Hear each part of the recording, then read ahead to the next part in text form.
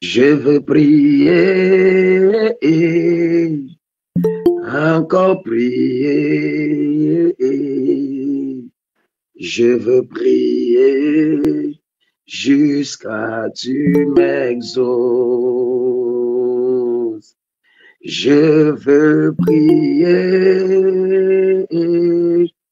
encore prier. Je veux prier jusqu'à tu m'exauces. Ayamara kefeti dava. Je veux prier, encore prier, oh. Je veux prier jusqu'à tu m'exauces. Je veux prier, Saint-Esprit, encore prier, Saint-Esprit. Je veux prier jusqu'à tu m'exauces. Je veux t'élever, Seigneur Jésus, encore t'élever ce matin. Je veux prier jusqu'à tu m'exauces. Je veux prier, oh, encore prier. Je veux prier jusqu'à tu m'exauces. Est-ce que nous pouvons un peu prier cet après-midi, s'il vous plaît? Est-ce qu'il y a quelqu'un qui est d'accord avec moi? Oui. Est-ce qu'il y a quelqu'un qui veut prier? Oui, papa. Ok. Bien aimé, ce matin, nous avons partagé sur un thème, la prière qui ouvre le ciel. Et nous avons dit que parmi les éléments qui ouvrent des prières, qui ouvrent le ciel, mes amis, nous avons dit qu'il y a la prière d'humilité. La prière d'humilité, mes amis, qui est le produit d'un cœur repentant, un cœur humble. Je vous ai dit que Dieu résiste aux orgueilleux et il fait grâce aux humbles. Lorsque tu veux atteindre une certaine dimension dans la spiritualité, dans le spirituel, tu dois être capable de travailler en toi l'humilité. Et beaucoup de personnes aujourd'hui, parfois, ont cette difficulté-là de pouvoir laisser l'humilité grandir en nous. Nous allons prier en elle. Nous allons prier cet après-midi. Tu vas dire à Dieu, Seigneur, crée en moi un cœur pur et un esprit bien disposé. Que toute sémence d'orgueil soit détruite à moi. Est-ce que je peux vous dire quelque chose, mes amis? Papa, dis-nous.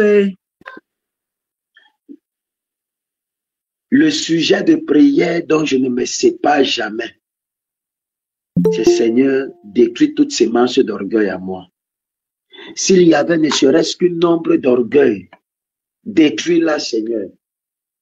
Amen. Si Amen. je commence simplement à avoir une pensée orgueilleuse, Seigneur, mets des situations devant moi qui vont me rappeler que je ne suis rien et que je ne suis personne. Il est tellement important, nécessaire, mes amis. Le premier niveau, un premier palier à l'ascension, c'est l'humilité. Tu vas dire avec moi, mon Père, mon Père. Tu peux démiter ton micro. Mon Père, mon Père. Voilà. Dis mon Père, mon Père. Mon Père, mon Père. Toute sémence d'orgueil dans ma vie soit détruite. Toute semence de ma vie soit détruite. Toute sémence d'orgueil dans ma vie soit détruite au nom de Jésus-Christ. Toute semence d'orgueil dans ma vie soit détruite au nom de Jésus-Christ. Élève la voix et commence à prier dans le nom précieux de Jésus-Christ. Élève la voix et commence à prier. Père, dans le nom précieux de Jésus-Christ de Nazareth, détruis toutes ces manches d'orgueil dans nos vies. Détruis toutes ces manches d'orgueil dans ma vie ce matin. Père, quel que soit, Seigneur mon Dieu, la sémence, Père, détruis-la par le feu dans le nom puissant de Jésus-Christ. Je suis conscient que tu dis que tu résistes aux orgueilleux. Père, ne me laisse pas être orgueilleux. Ne laisse pas l'orgueil grandir en moi. Ne laisse pas l'orgueil pousser en moi. Quel que soit le soupçon, Seigneur mon Dieu, qu'il soit détruit dans le nom puissant de Jésus-Christ. Qu'il soit détruit dans le nom puissant de Jésus-Christ. Qu'il soit détruit dans le nom puissant de Jésus-Christ de Nazareth. Qu'il soit détruit dans le nom puissant de Jésus-Christ. Seigneur, mon Dieu, mon roi, manifeste-toi puissamment. Manifeste-toi puissamment. Manifeste-toi puissamment. Manifeste-toi puissamment. Oh Dieu de gloire, nous détruisons, Seigneur mon Dieu, l'orgueil. Nous détruisons l'orgueil, Seigneur mon Dieu. Dans le nom précieux de Jésus-Christ de Nazareth. Dans le nom précieux de Jésus-Christ. Amen. Il y a une autre chose, mes amis, qui empêche parfois les enfants de Dieu de pouvoir faire l'expérience de Dieu. C'est la sincérité du cœur. Parfois, nous prions, mais nous ne sommes pas sincères. Notre cœur, nous n'avons pas de sincérité, nous ne sommes pas vrais. Dimanche dernier, j'étais en train d'enseigner à l'église et je parlais sur le thème l'esprit de vérité.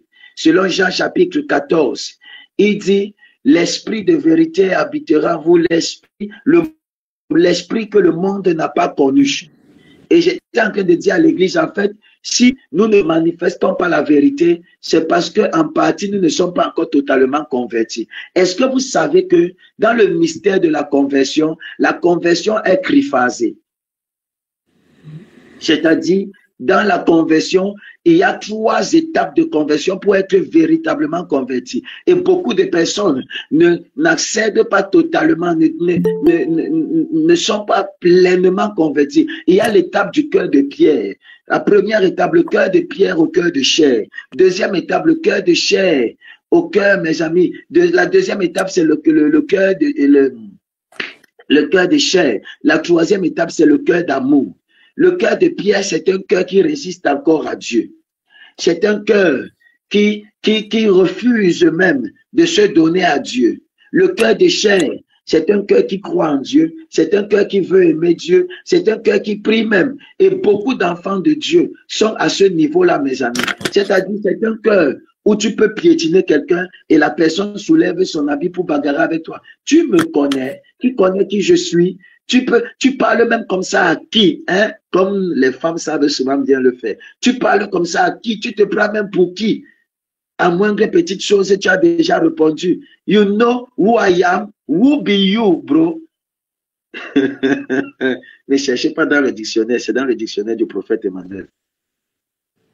Tu es qui pour qu'on ne te parle pas comme ça, mon ami?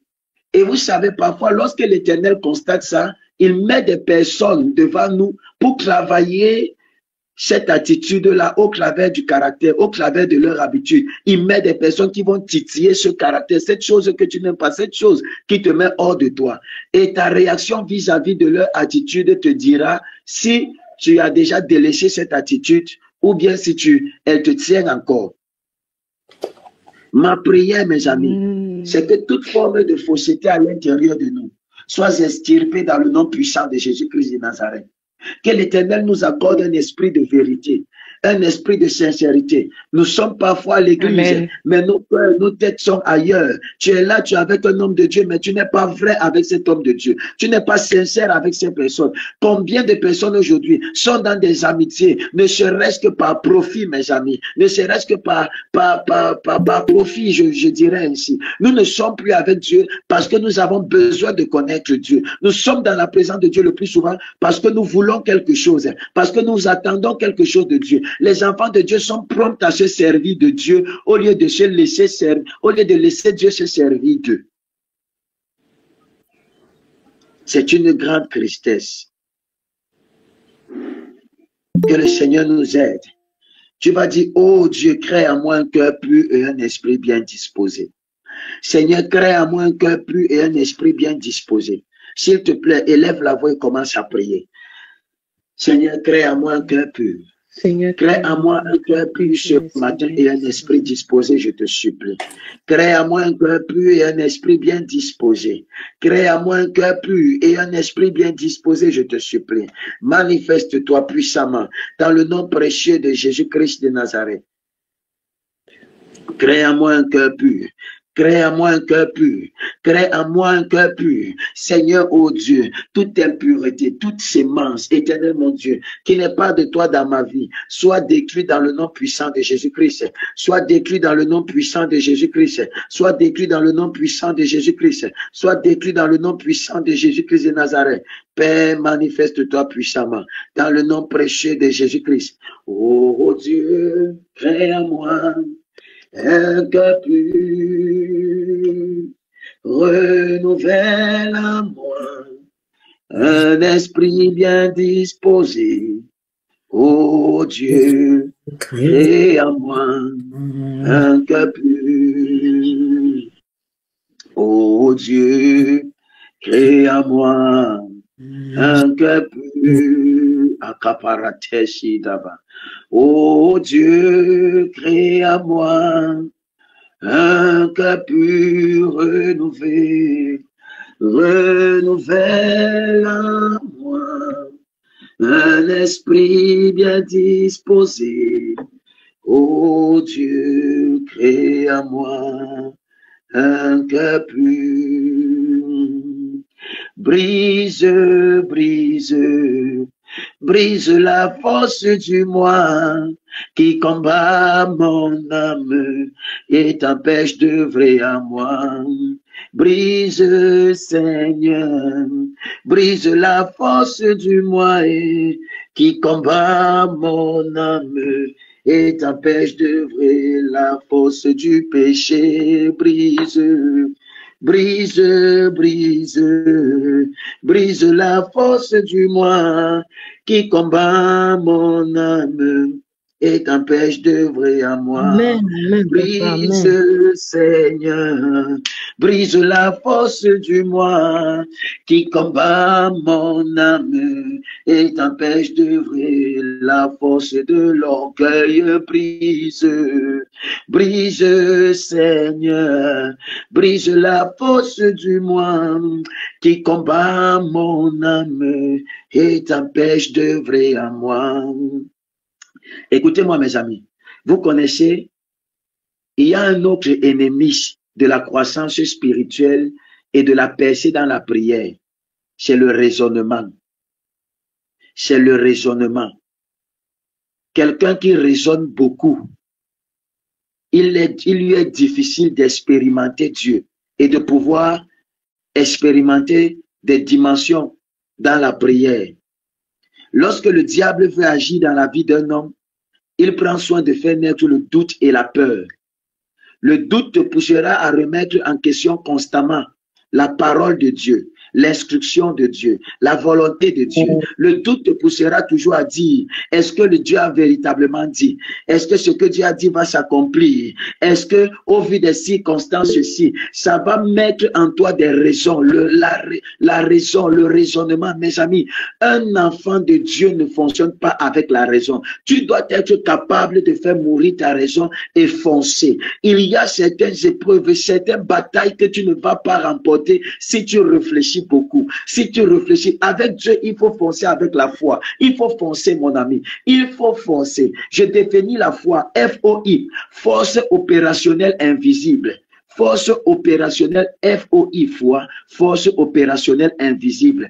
FOI, force ouragantée indestructible. FOI, force ouragantée indestructible, mes amis. C'est une force qui est comme un ouragan, qui ne peut être détruit. Lorsqu'on arme cette force, c'est une force qui opère dans l'invisible et qui est indestructible, mes amis. Mais pour ça, il faut que tu enlèves ta raison. Il faut que tu sois un peu fou. Parfois, je dis souvent, mes amis, si vous ne croyez pas en Dieu jusqu'à ce qu'on vous traite de fou, vous n'avez pas encore cru, vous êtes cru.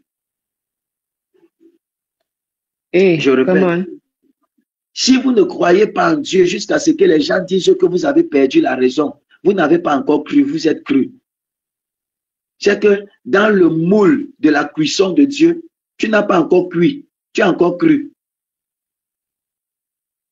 Ta foi doit être de telle sorte que les gens disent que mais celui-ci, this man is crazy, bro, you know.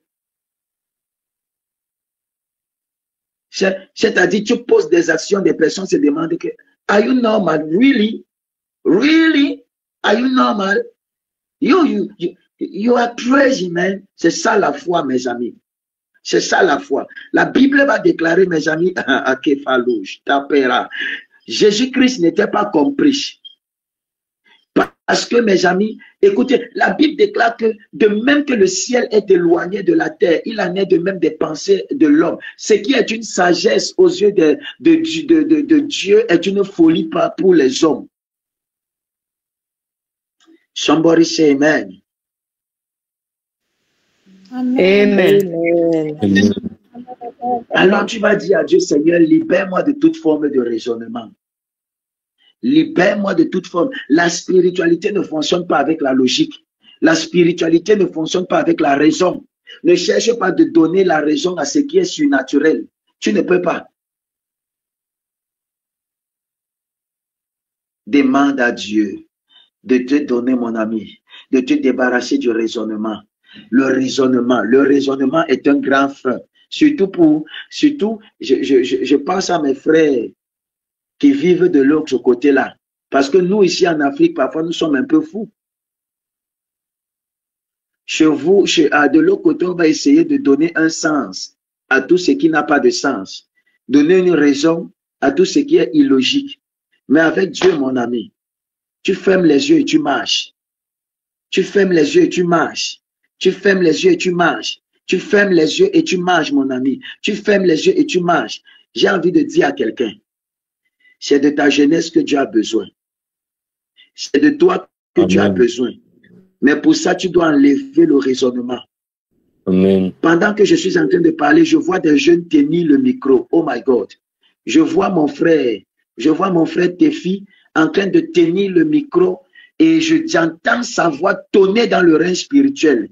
Je l'entends parler fortement dans le règne spirituel. Je le vois être utilisé pour convertir la jeunesse. Je le vois être, je parle de Tefi. Mon jeune frère, mon frère, je vois le Seigneur se manifester puissamment dans sa vie, se manifester puissamment. Et l'Éternel me dit, il est une porte pour sa famille et pour sa génération. Je vois des jeunes se lever. Je vois une jeune armée de l'Éternel. Je vois une jeune armée de l'Éternel, remplie du don du Saint-Esprit, armée d'un zèle, mes amis, armée d'un zèle. Mais pour ça, vous devez enlever la raison. Enlever la raison, mes amis. Laissez le Saint-Esprit vous faire monter. Laissez le Saint-Esprit vous faire monter. Laissez le Saint-Esprit vous faire monter. Laissez le Saint-Esprit. Parfois, c'est notre réflexion qui met une barrière entre la manifestation du Saint-Esprit et nous. Amen. Et je ne sais pas pourquoi l'Esprit de l'Éternel est en train de me pousser à vous parler ainsi. Ce n'est pas mon message. C'est parfois notre réflexion, mes amis, qui met une barrière entre nous. Écoutez, oh my God, que je me lève. Écoutez, mes amis, l'Esprit de l'Éternel est illimité. Donc, il n'y a pas une chose que tu ne puisses faire avec Dieu. La seule chose qui te limite, c'est toi-même. Il va dire à Abraham, élargis l'espace de ta tente. Mais de quelle tente il était question ici? Ce n'était pas une tente physique. Dieu est en train de dire à Abraham, change ta façon de penser. Commence à penser grand. Ne pense plus de façon naturelle. Élargis l'espace de ta tente. Ça veut dire élargis ton champ de vision. L'autre jour, il va encore dire à papa Abraham, jusqu'où ton regard va s'arrêter, c'est où je vais te donner. Donc, le problème de Dieu n'était pas ce que Abraham voulait. Mais est-ce que Abraham avait le regard aussi loin? Avait un regard qui avait la capacité de se porter aussi loin pour croire à ce qu'il allait voir? Le problème de Dieu n'est pas ce que tu veux. Mais est-ce que tu as assez de graines de folie en toi pour croire que Dieu est capable de faire de toi un grand homme dans ta génération? De te prendre et de te positionner parmi les grands ingénieurs, de te prendre et de te positionner parmi les grands médecins, de te prendre et de te positionner.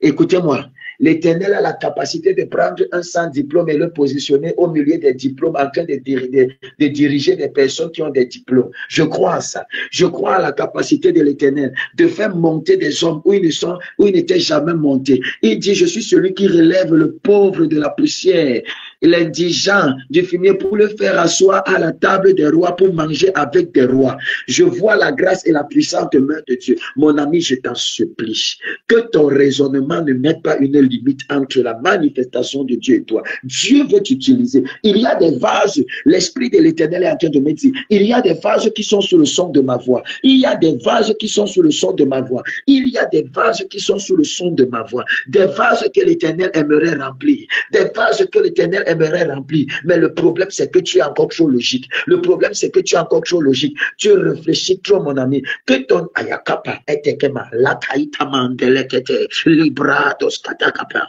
etekelekemanda yakapa rapakata ika supre italamanda yaba.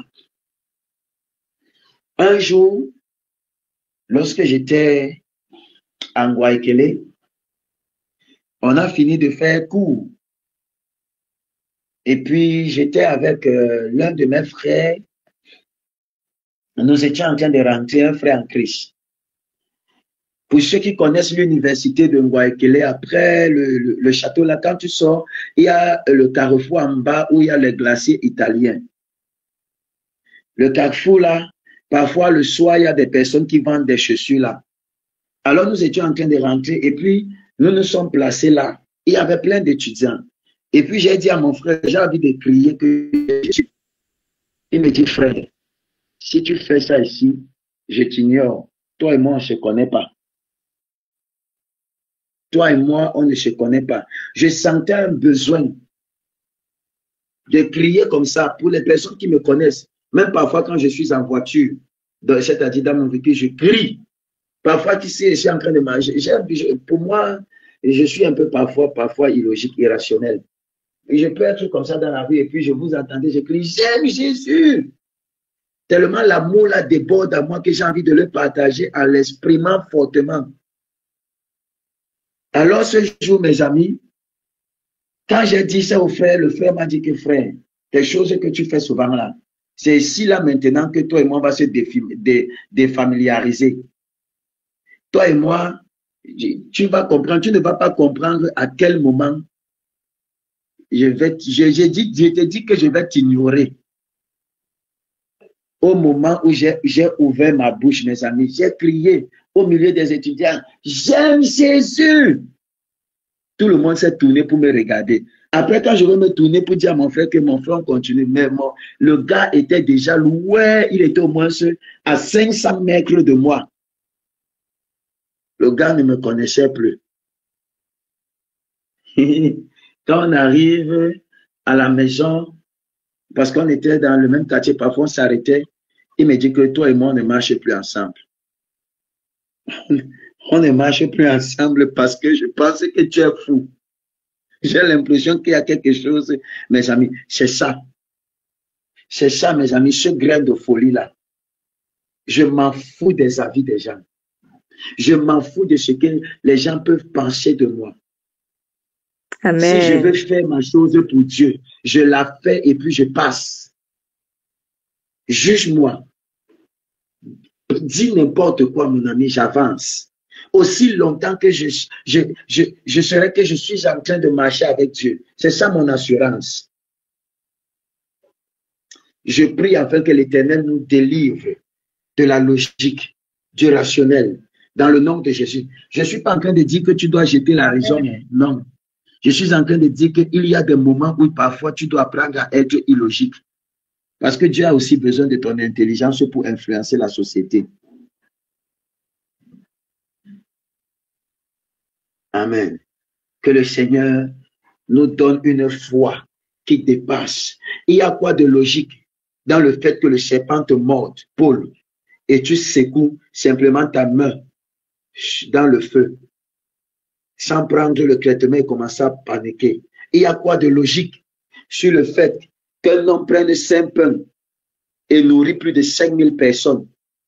Il y a quoi de logique qu'un homme prenne sa salive, la mélange avec de la boue, la mette dans les yeux d'un aveugle et ce dernier retrouve la vue.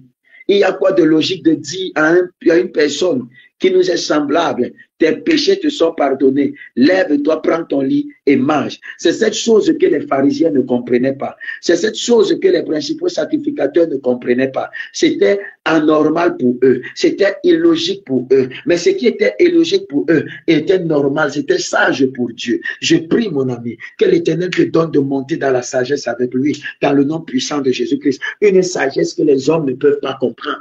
Dans le nom précieux de Jésus-Christ de Nazareth. Au nom précieux de Jésus-Christ. Au nom précieux de Jésus-Christ. Au nom précieux de Jésus-Christ de Nazareth. Amen. Tu es un feu pour ton entourage. Tu es un feu pour ton environnement. Deviens un feu, mon ami. Écoutez-moi, frères et sœurs. Plus vous comprenez les choses spirituelles, plus vous gagnez en précision spirituellement. Plus vous comprenez les choses spirituelles, plus vous gagnez en précision spirituellement. En ce moment, mes amis, vous ne bavardez plus dans la prière.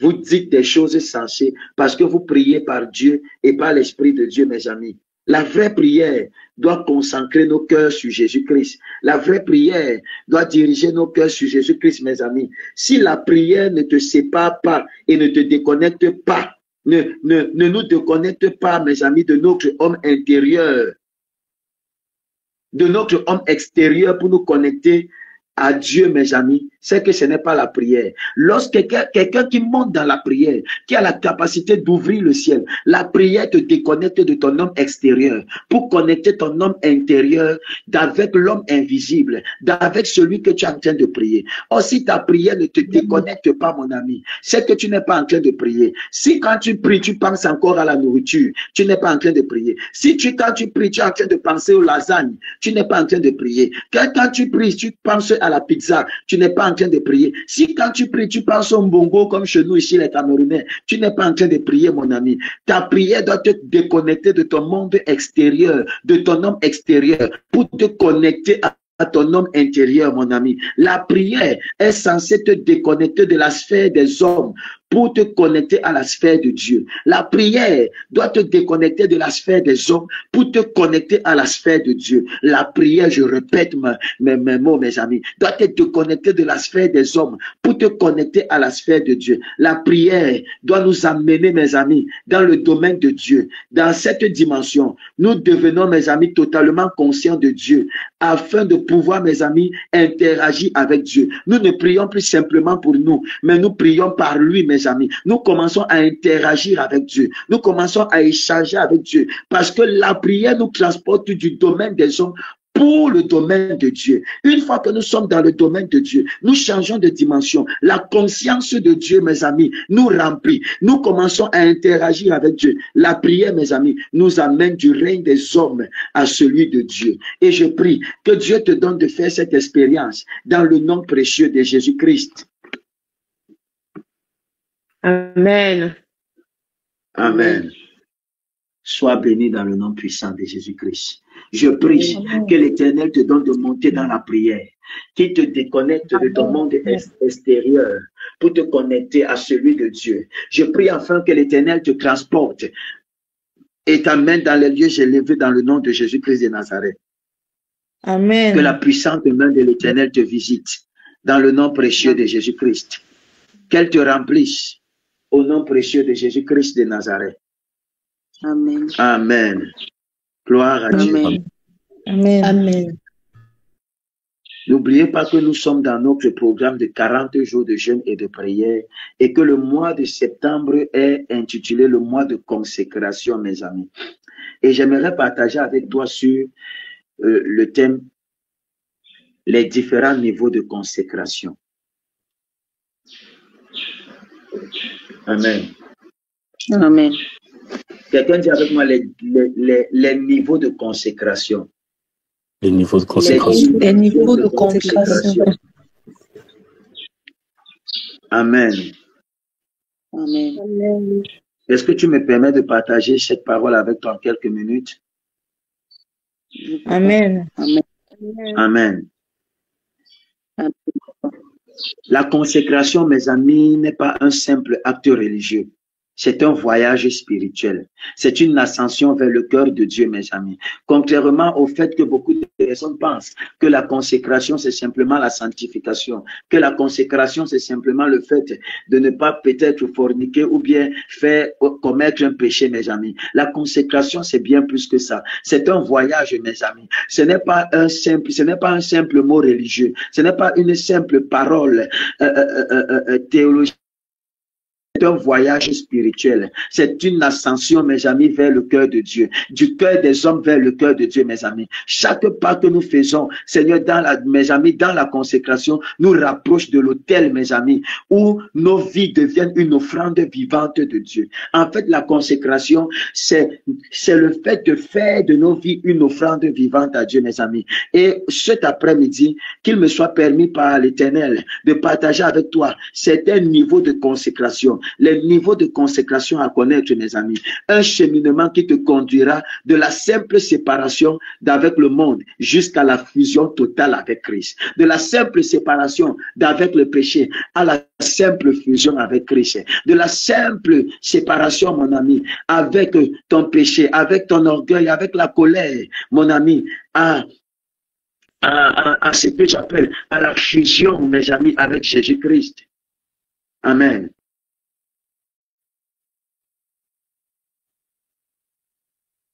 Alors, je vais te dire, prépare-toi à monter plus haut, s'il te plaît. Prépare-toi à monter. Est-ce que tu es prête à monter, à changer de dimension dans la prière?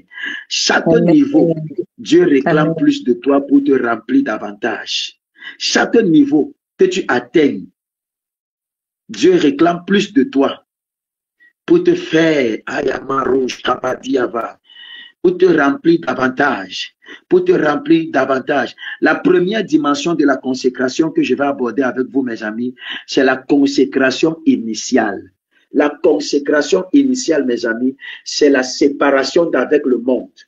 La consécration initiale, c'est la séparation d'avec le monde. Quelqu'un dit avec moi la consécration initiale. La consécration initiale. C'est séparation d'avec le monde. La consécration initiale, mes amis, la consécration initiale, c'est la première étape.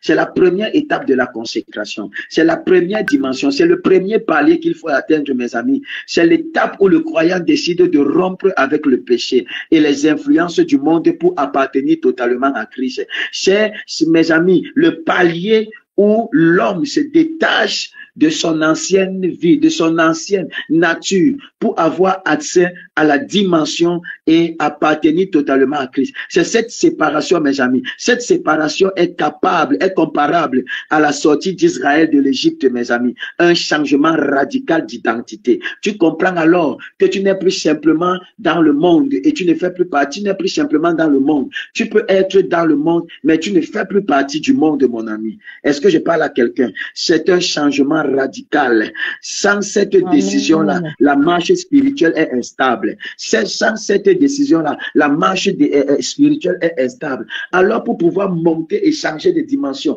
dans la consécration et dans la spiritualité, tu dois déjà être capable de prendre cette décision radicale, de te séparer totalement, de sortir de l'Égypte, mes amis.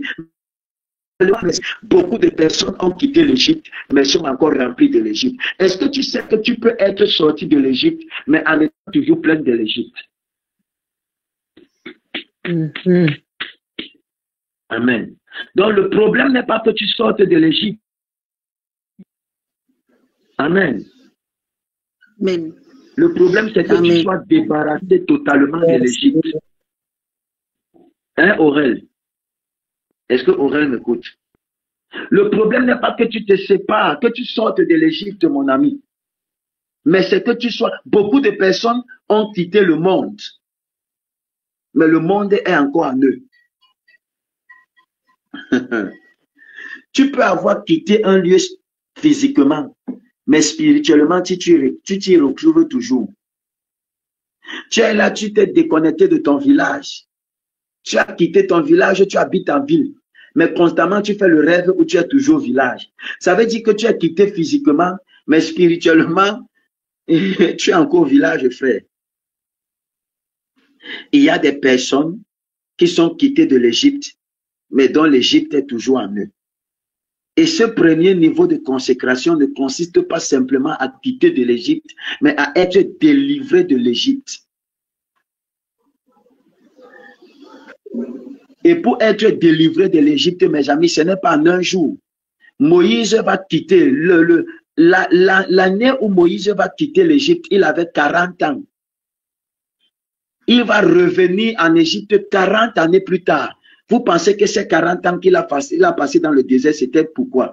C'était 40 ans de désinformation, de désinstallement. L'Éternel était en train de désinstaller le logiciel, mes amis, des Égyptiens en lui. L'Éternel, c'était 40 ans, mes amis, 40 ans de délivrance, 40 ans de nettoyage. Il fallait, Dieu savait que Moïse avait quitté l'Égypte, mais pour devenir le libérateur, il fallait qu'il soit libéré de l'Égypte. Et cela lui a valu, mes amis, 40 ans. C'est vous qui pensez, mes amis, que la conversion est une histoire d'un jour. Ce n'est pas une histoire d'un jour, mes amis. Nous faisons déjà le pas de quitter le monde physiquement. Mais maintenant que nous sommes quittés, nous avons quitté le monde. Il y a un travail, un processus, mes amis, de délivrance, où l'Éternel prend le temps de te raboter, de te nettoyer, de te laver, mon ami, afin que tu sois totalement débarrassé du monde.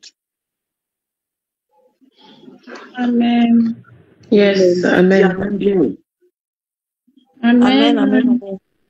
C'est pourquoi tu peux être chrétien, mais parfois être tenté.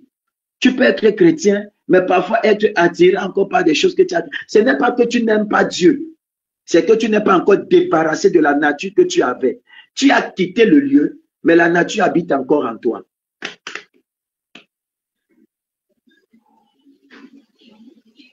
Or, si la nature quitte en toi, tu peux rester dans le lieu sans être influencé par le lieu. Mais peu importe si tu quittes le lieu et que tu as toujours la nature, tu peux manifester la nature du lieu en étant dans un nouveau lieu. Oh my God, c'est fort ça, Saint-Esprit. Come on. C'est ça, c'est fort. Amen. Est-ce que je suis en train de parler à quelqu'un? Ça veut dire que tu peux avoir quitté le monde, mais en ayant encore la sémence du monde à l'intérieur de toi, étant en Christ, tu manifestes le monde. Il y a des personnes qui sont même des pasteurs, mais quand vous voyez leur caractère, vous voyez leur vie, vous voyez leur façon de se comporter, mes amis, vous vous demandez s'ils ont cru ou bien s'ils sont convertis.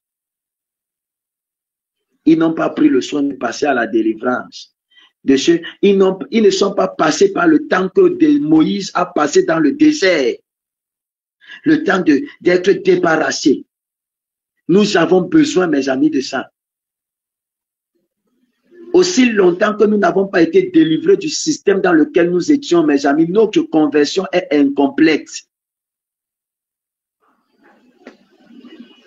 Même si tu ne l'admets pas, je te le dis. Même si après ce message, tu ne m'aimes plus, je t'aurais quand même dit la vérité.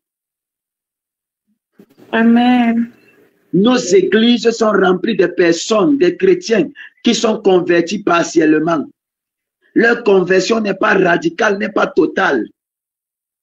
Oui, c'est vrai, elles ne partent plus en boîte de nuit, mes amis, mais elles ont l'onction congosatique, l'onction du mensonge, l'onction de Aïtama. Congosa. Est-ce que je parle à quelqu'un? Amen. Amen. Amen. Amen. Amen. Amen. Oh. Tu peux être à l'église, mais être rempli du monde. Si Dieu ne prenait pas le soin, mes amis, de débarrasser Moïse de la sémence de l'Égypte en lui, lorsque Moïse allait rentrer en Égypte, il allait toujours aller habiter dans la maison de Pharaon.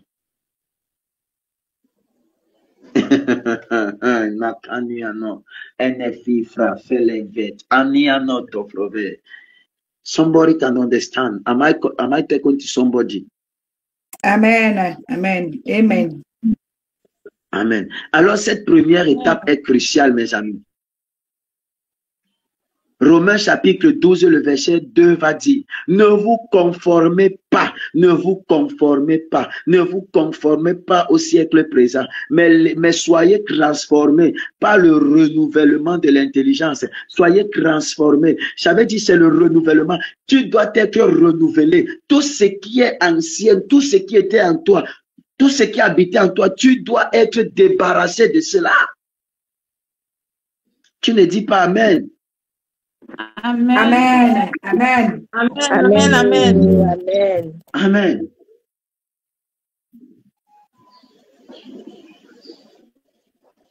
Le deuxième niveau de consécration, mes amis, c'est la consécration du corps. La consécration du corps. Ici, mes amis, Dieu te demande de t'offrir un sacrifice et de devenir le temple de Dieu. Cette dimension, parfois, c'est la dimension la plus... C'est une dimension qui est compliquée, mes amis. La dimension du corps. Devenir le sacrifice sur l'autel de la prière, sur le tatami de la prière. La consécration du corps, mes amis, demande à consacrer, mes amis, demande de renoncement total, mes amis. Est-ce que je parle à quelqu'un? Amen. Amen. Amen. S'offrir, mes amis, en sacrifice. Ici, le croyant, mes amis, comprend, mes amis, que son corps est une habitation du Saint-Esprit. Alors ses actions, son regard, ses désirs doivent glorifier Dieu. Il ne vit plus pour lui, mais il vit pour Dieu, mes amis. Il vit pour Dieu, mes amis. Il vit pour Dieu. C'est la discipline des sens, mes amis, et le refus, mes amis, d'utiliser son corps comme instrument du péché. C'est la discipline. Or, tu ne peux pas avoir accès à un niveau supérieur si tu ne sais pas te discipliner.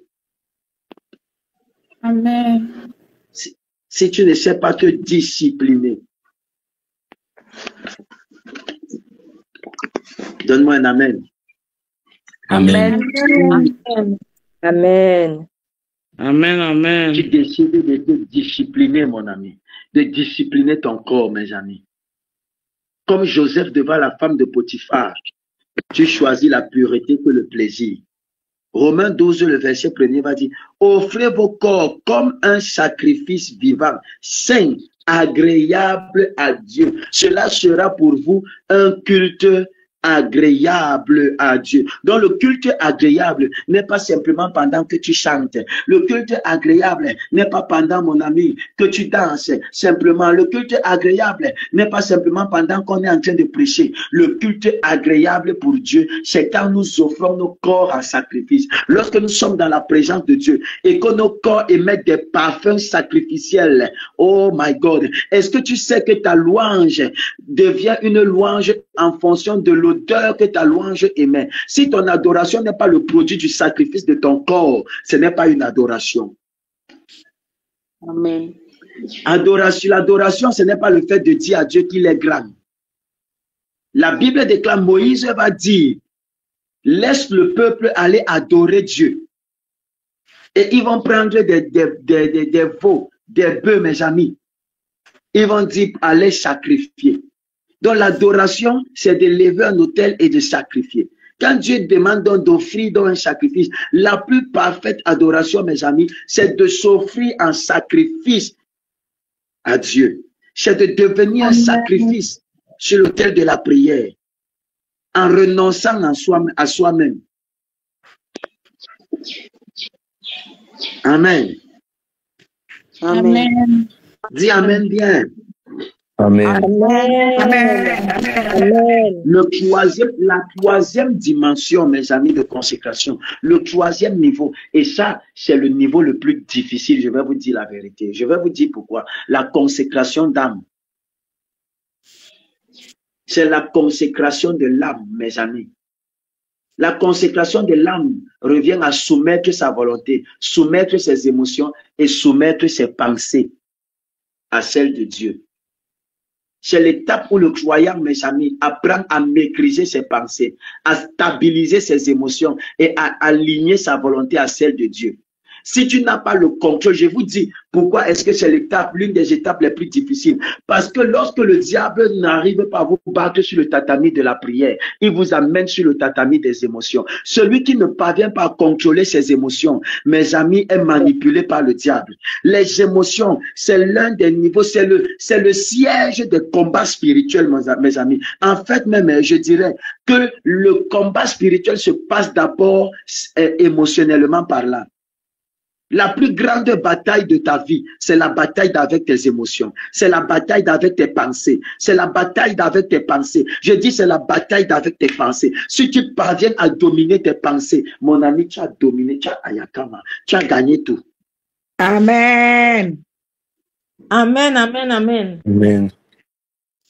Alors, lorsque le diable ne parvient pas à te vaincre sur le tatami de la prière, il t'amène sur le tatami des émotions. Le gars va te manipuler, mon ami.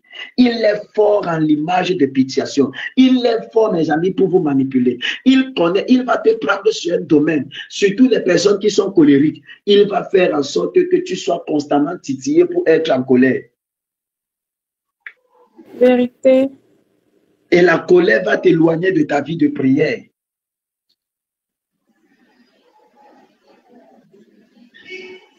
Si tu as le contrôle sur tes émotions, tu as le contrôle sur ta vie. Tu as le contrôle sur ton corps. Amen. La majorité des mauvaises décisions, des décisions regrettables que nous avons prises, c'était des décisions sous le fait des émotions. Alors si tu es impulsif, c'est un problème. Amen. Amen. Amen, amen, amen. C'est à cette dimension, mes amis, que l'ego est brisé et que l'homme intérieur prend autorité.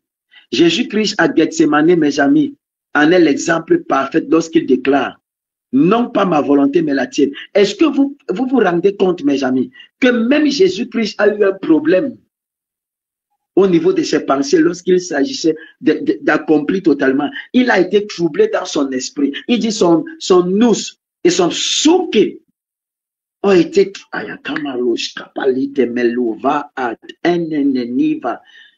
Amen, amen, amen. Mes amis. Amen. Amen. Que l'Éternel nous donne de gagner la bataille de nos émotions. Amen. Dans le nom puissant de Jésus-Christ. Amen. Amen. 2 Corinthiens chapitre 10, le verset 5 va dire, nous amenons toute pensée captive à l'obéissance de Christ. Nous amenons toute pensée captive à l'obéissance de Christ. Toute pensée captive à l'obéissance de Christ. Amen. Je prie afin que Dieu te délivre des pensées dans le nom puissant de Jésus-Christ. Des pensées négatives. Au nom précieux de Jésus-Christ de Nazareth.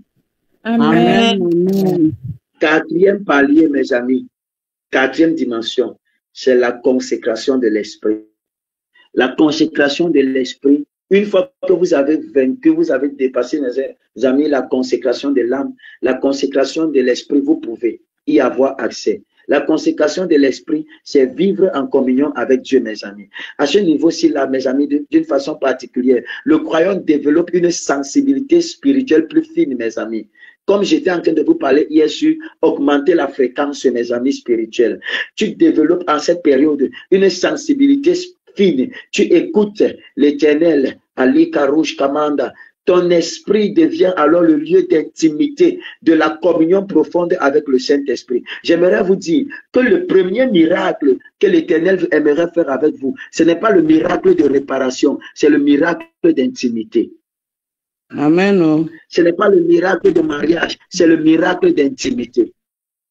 La consécration, mes amis, de l'esprit nous amène à développer une intimité avec Dieu, mes amis.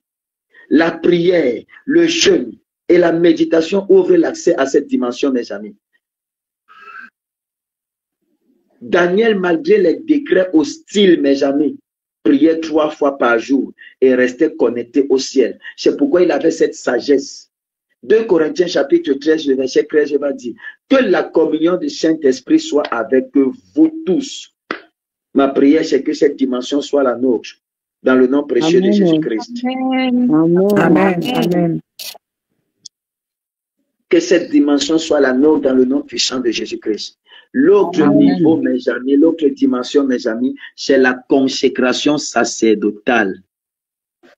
La consécration sacerdotale, c'est se mettre, se dévouer, mes amis, se mettre, accepter, se livrer, se soumettre totalement, mes amis, se disposer entièrement au service de Dieu. Dans ce niveau de consécration, tu deviens comme un sacrificateur. Le croyant devient comme un sacrificateur, totalement mis à part pour l'œuvre divine, pour l'œuvre du Seigneur, mes amis. Il commence à être un véhicule de la volonté de Dieu, un véhicule, un témoin vivant, mes amis. Il commence à être un message où les hommes lisent en lui, mes amis. Il commence à être, mes amis, un pont permettant aux hommes de quitter le monde pour avoir accès au ciel et que le ciel quitte pour venir avoir accès aux hommes, mes amis. Ces projets personnels s'effacent, passent en second devant la mission de Dieu. Anne, en consacrant Samuel, mes amis, dès sa naissance, illustre cette dimension de don exclusif du Seigneur Jésus-Christ. Amen. Est-ce que je parle à quelqu'un? La Amen. consécration sacerdotale. Lévitique chapitre 8, le verset 10 au verset 12 dira: Aaron fut oint et sanctifié pour servir. La consécration sacerdotale. Nous comprenons dans cette dimension que nous ne sommes pas venus pour être servis, mais pour servir. Nous sommes des serviteurs, des esclaves du Seigneur Jésus-Christ, appelés à servir, pas pour que nous soyons servis, mais à servir les autres. Amen. Amen. Amen. Amen. Amen. Amen. L'autre niveau, mes amis, dimension de consécration, c'est la consécration sacrificielle. Voici encore un autre niveau. La consécration sacrificielle. Être capable d'abandonner ce qui est précieux. Être capable de se donner entièrement, jusqu'à même ce qu'on a, nos revenus, pour la cause de Dieu. Beaucoup de personnes restent ici.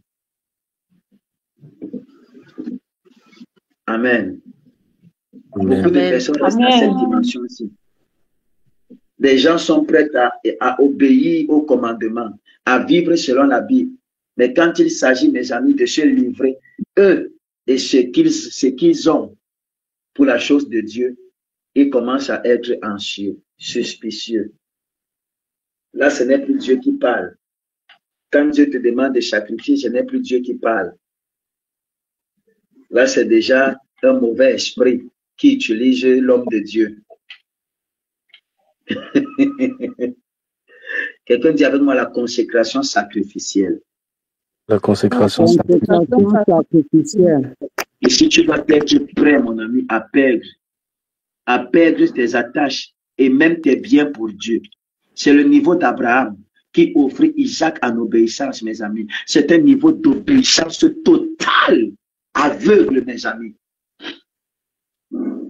Cette dimension, c'est pour les personnes qui sont de la lignée d'Abraham. Des personnes qui sont capables de consacrer, de sacrifier leur unique. C'est même là où Dieu juge notre amour pour lui. La Bible déclare, lorsque Abraham va présenter son fils, Dieu va dire, je sais maintenant que tu m'aimes. Ah, j'ai posé la question à Dieu, donc, de tous les temps que Abraham marchait avec toi, tu n'avais pas vu l'amour en lui, tu ne savais pas qu'il t'aimait, mais tu as mesuré le degré de son amour lorsqu'il a décidé de venir se livrer son fils. Parce que l'amour, ce n'est pas, l'amour ne reçoit pas, l'amour donne, l'amour se donne. Le sens de l'amour, c'est se sacrifier et sacrifier, mes amis. Alors tu ne peux pas prétendre aimer Dieu si tu n'es pas prêt à sacrifier pour Dieu et à te sacrifier. Donc, pour moi, l'avant-dernier, je dirais même l'un des paliers, mes amis, c'est la consécration sacrificielle. Là, les gens ne disent plus Amen. Hein. Amen. Amen, amen. Amen. C'est chaud. Amen. Amen. La consécration sacrificielle. Cela, mes amis, révèle un cœur totalement détaché, prêt à tout sacrifier pour obéir à Dieu. Luc chapitre 14, le verset 13. Quiconque d'entre vous ne renonce pas à tout ce qu'il possède ne peut être mon disciple. Quand vous entendez le tout là, y a-t-il exception de quelque chose? Non. Le tout là contient tout, n'est-ce pas? Oui, d'accord. Et dernièrement, mon père était en train de nous enseigner, il était en train de parler, il parlait à l'église et nous étions en réunion à Douala et pendant qu'il était en train de parler, il dit, qui de vous ici, si Dieu demande de vendre sa maison ou de prendre tous les papiers de sa maison et de venir donner à l'église, va accepter? N'est-ce pas, vous allez commencer à dire, à vilipender le nom de l'homme de Dieu partout, à dire comment, oh, le prophète Ferdinand Ekane fait ceci, ou bien à dire comment le père si est un escroc, le père si fait ceci, le père si fait cela. Mais votre Bible que vous lisez, ne dit-elle pas que les disciples, au temps des disciples, les gens vendaient leur maison pour venir donner à Dieu? Amen. Amen. Amen. Si vous n'êtes pas prêt à renoncer à tout, je vous ai dit que ça, c'est la dimension que beaucoup de personnes ne peuvent pas supporter atteindre. Nous sommes déjà à... Vous voyez comment le nombre ne fait que diminuer, non? Amen.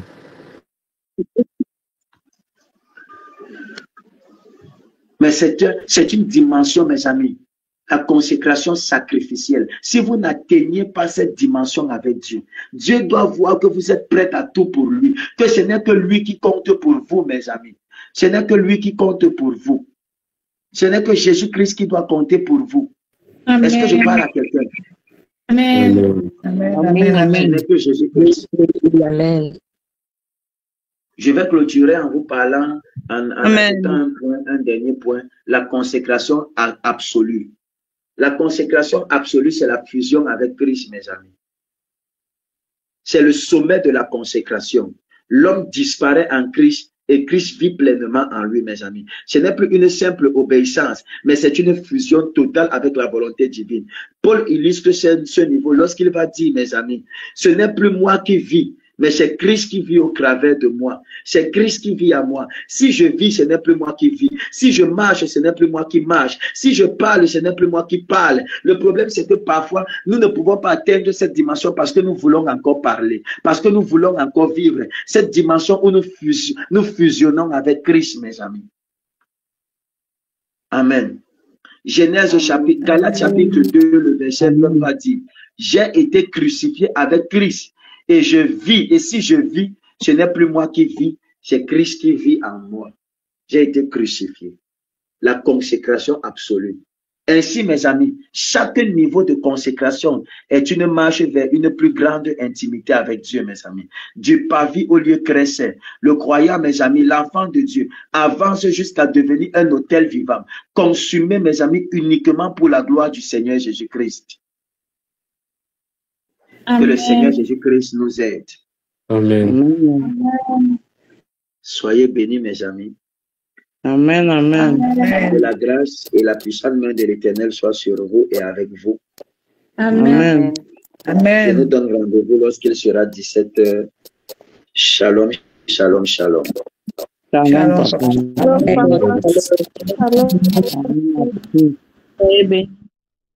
N'hésitez pas à liker, à partager la chaîne et à vous abonner. Soyez bénis.